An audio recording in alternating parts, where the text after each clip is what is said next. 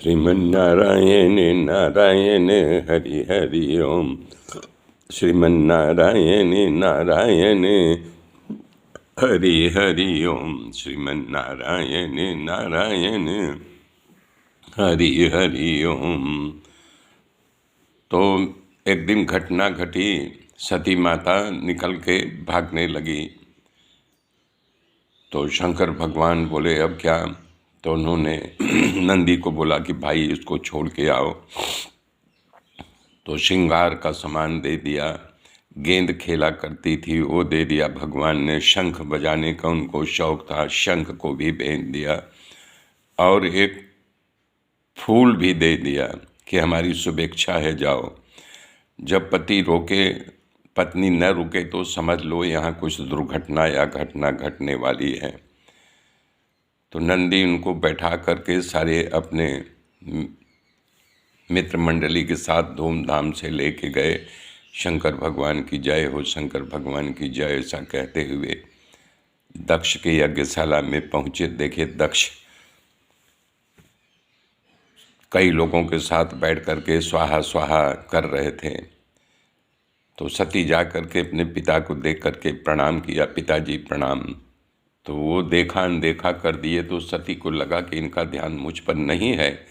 दोबारा उन्होंने कहा कि पिताजी मैं आपकी पुत्री सती आपको प्रणाम करती हूँ।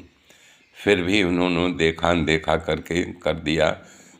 तो आगे देख रही कि उनकी माता उनकी बहनें खड़ी हैं, डरवश वो गले।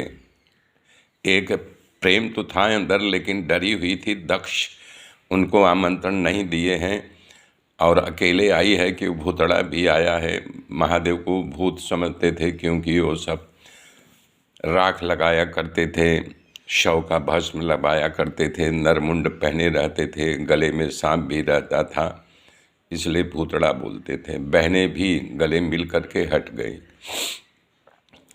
तो सती जी को बहुत दुख हुआ, भयानक वेदना हुई कि सही में हमारे पति हमको रोक रहे थे कि मत जाओ, ये हमारी विडंबना।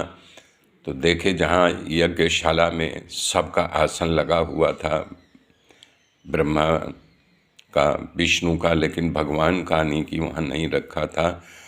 तब वो आगे बढ़ी, बोले पिताजी अब तो आपको पिता भी कहना हमारे लिए गंवारा लग रहा है। वेदना से भर गई हूँ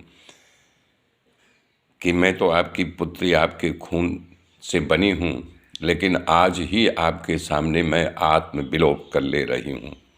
क्योंकि मैं जब जाऊँगी तो हमको दक्षायनी कह के बुलाएंगे। दक्ष की पुत्री हमको दक्षायनी कहते हैं। हमारा इतना बड़ा अनादर आपने कर दिया।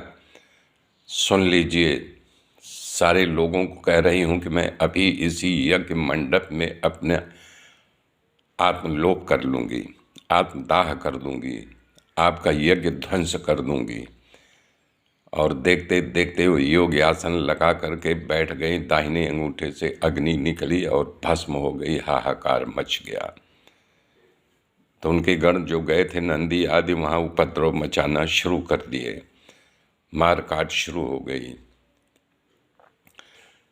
तो इनके भी यज्ञ में जो बैठे हुए थे भृगु मुनि, उन्होंने आहुति से प्रकट किया। जो वहाँ से वीर निकले, लड़ाई शुरू हो गई। अब इधर शंकर भगवान बैठे हुए हिमालय पर और सनत कुमारों लोग आए हुए थे, कथा सुना रहे थे। तभी नारद पहुँच गए वहाँ और सामने बैठ के रोने लगे। तो शंकर भगवान को लगा कि ये परम भक्त हैं, कथा सुन के इनको रोना आ रहा है। तो कुछ ध्यान नहीं दिए, फिर दोबारा जोर से हूँ करके रोने लगे। तो शंकर भगवान से नहीं रहा गया। शंकर भगवान ने कहा क्या बात है, आप इतना रो क्यों रहे हो? तो उन्होंने स्थिति बताई कि आपकी पत्नी सती ने आत्मदाह कर लिया उनके यज्ञ में, इसलिए जो है नहीं कि मैं रो रहा हूँ। तो बोले पत्नी हमारी आत्मदाह कर लिया है, लेकिन आप क्यों रो रहे हो? मेरे मित्रों, मेरे साथ बने रहिए, आगे की गाथा फिर कल जोड़ूंगा। तब तक के लिए जय श्री राम, जय श्री राम।